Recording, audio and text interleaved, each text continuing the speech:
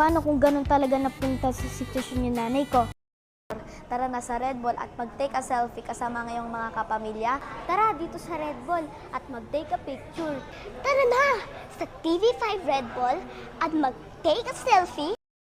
Kaya ang sarap makita ng mukha ni Zion whenever nag-meet kami.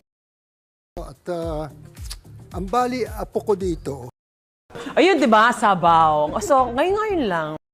Talagang mapapa-job well done ka sa sarili mo. I will be 48 years old. I hope I will still be here dito sa showbiz. So, medyo na-stress ako kasi ayoko na-late. Kung sa comedy, to find and search for his direction or teaching for that situation.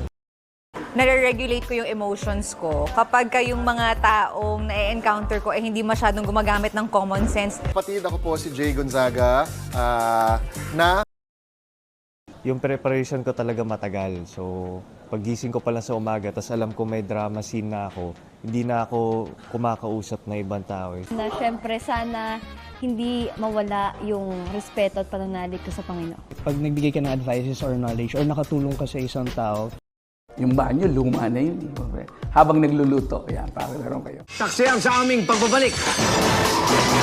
Makisaya sa star-studded Kapuso Sayawan Countdown sa Ross Boulevard. Balitang hatid na nag-isang liga ng katotohanan. Kasama-sama nating pagiging saksi!